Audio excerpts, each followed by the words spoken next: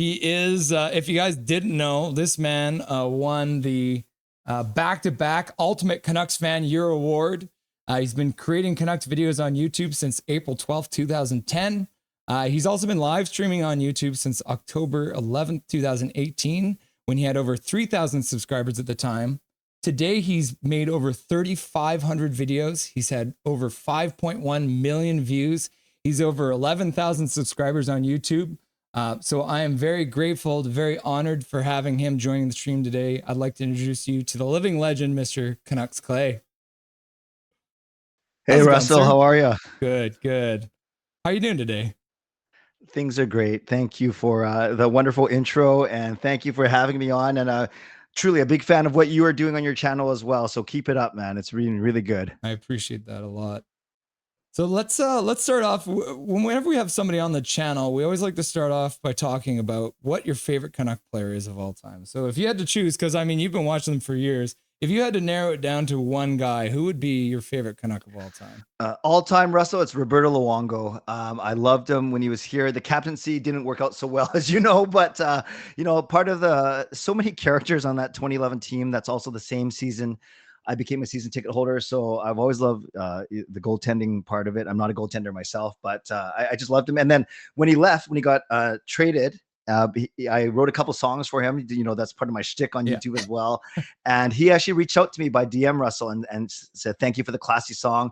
And then finally I got to meet him full circle a couple times, but I met him when he was here for his retirement ceremony. So all to say, very classy to me. I know he's not everyone's cup of tea, but happy for him that he got his cup. And he's my favorite player, Canucks player of all time. I mean, without a doubt, he's got to be the greatest Canucks goalie of all time, right? Yeah, I know. And Kirk McLean's got his fans, and Brodeur, like every Canuck Cup team, I know they had their goaltender. That was very important, but I do think he's the best for sure. Sure. I actually got to meet him back in the day. I used to sell Canucks for Kids 50/50 tickets at all the games. I went to a lot of those. Yeah, so and I knew that at one point he was doing his pregame ritual where he'd be in the stands, right? And he'd be having his coffee and stuff. And so little, teenager me was like, oh, I'm just going to pop in. And I've met some, Canucks over the years, but that time I was almost dumbfounded. I could barely get my words out of my mouth. Hi, Mr. Luongo, but he was very nice, very gracious. So yeah, great. That's awesome. Do you remember what you said to him, Russell? Do you remember what you said? I stuttered it out. I hope you have a good game tonight, sir.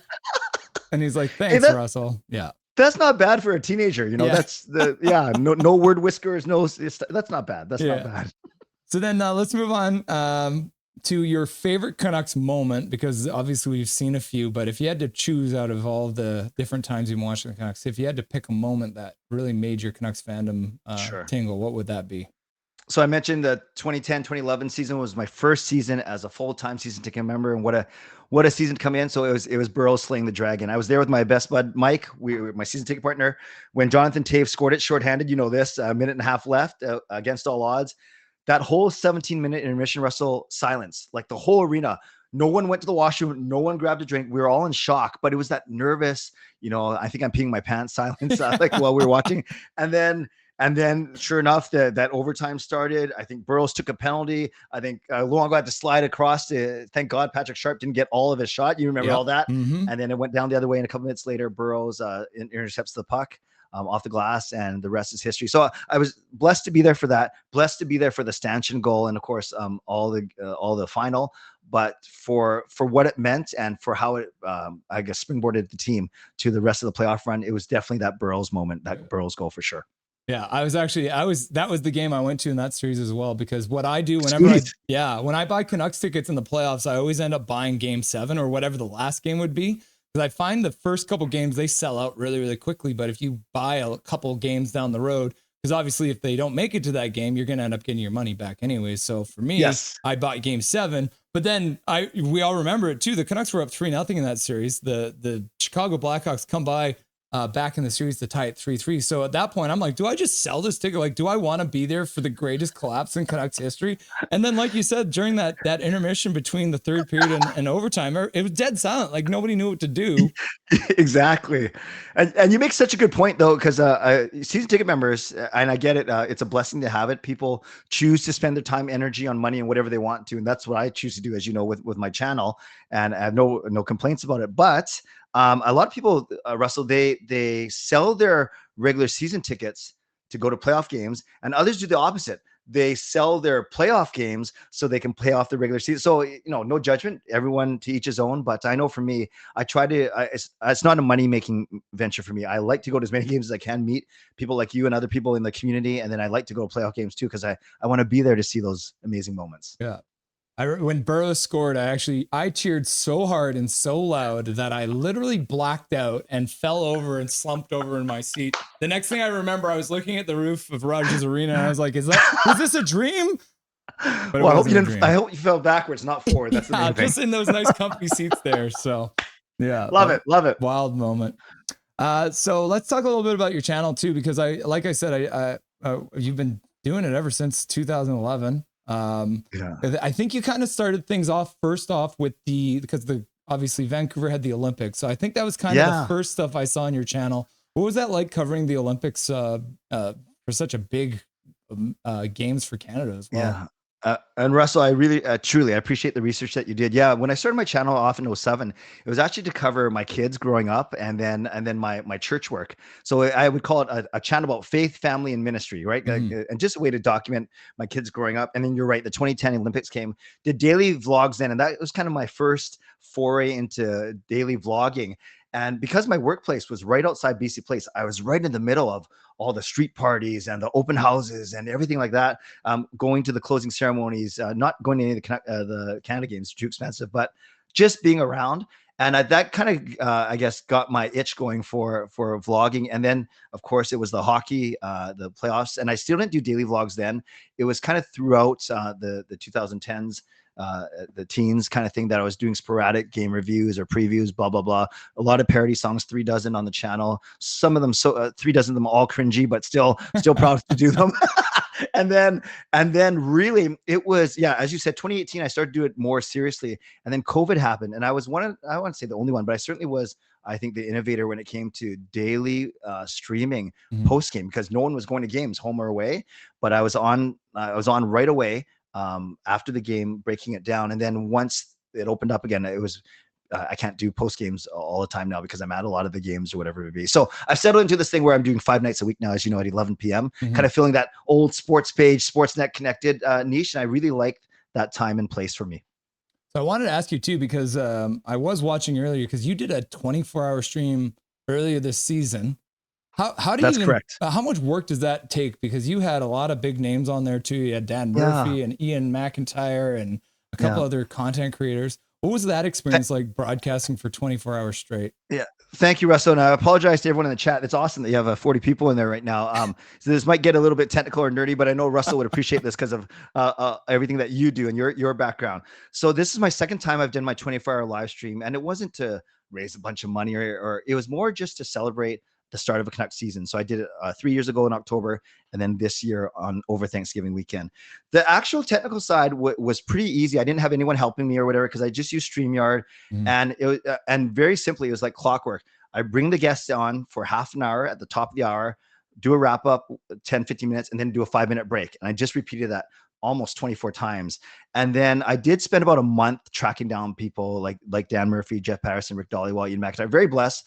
These guys are all really helpful. They know I'm not trying to take their job. They know I'm not good enough to take their job, and I don't want to take their job.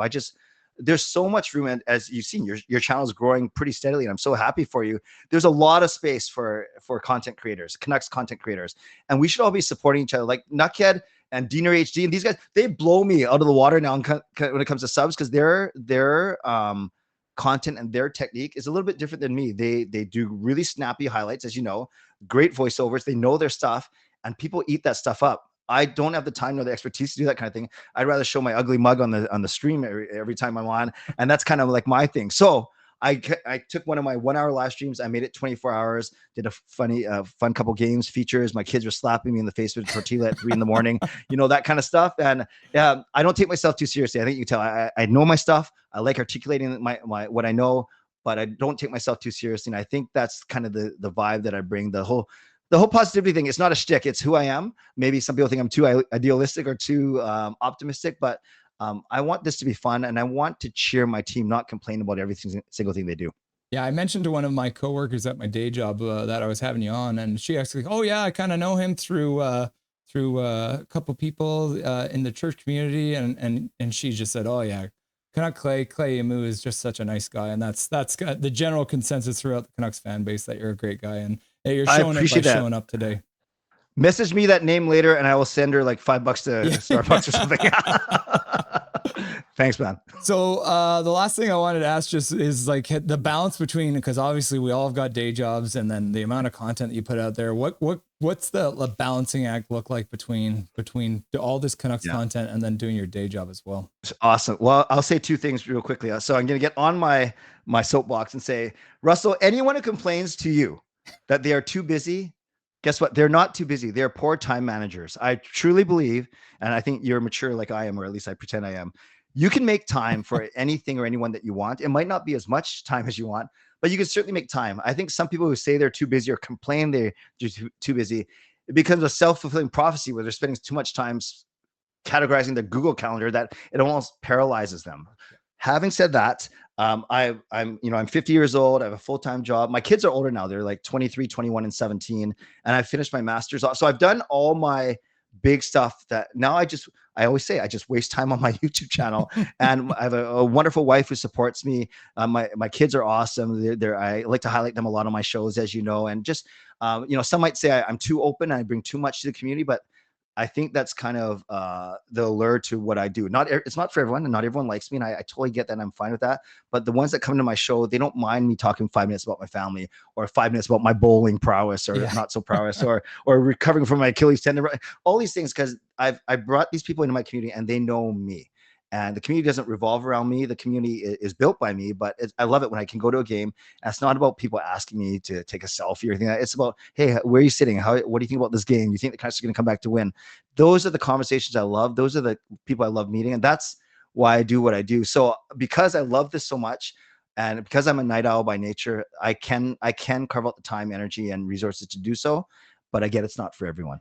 Yeah, I got the thumbs up on the Facebook Messenger yesterday. I think it was 1 a.m. when you commented. I was like, oh my goodness, he's going to be up here. It's going to be an early morning for him. But yeah, I got kind of the same situation over here. My wife is very gracious. I have a green screen in our living room right now. So no, it's so sick. Yeah, that looks good, man. She's very supportive. She's in her room. She's actually working on her master's application right now. So some synchronicity. Oh, good for her. Yeah. So let's talk a little bit about the Canucks season. What are some of the big storylines that you're seeing for the Canucks so far through 20 plus games? Yeah. Russell, this isn't me with my positivity shtick, the Good Looking Canucks Positivity Club. When you look at, and maybe every market can say this, but I'm not sure if every market can say this, all the stuff that we've gone through, a guy recovering from testicular cancer, I can't even say it, missing our starting goaltender. We don't even know when he's coming back.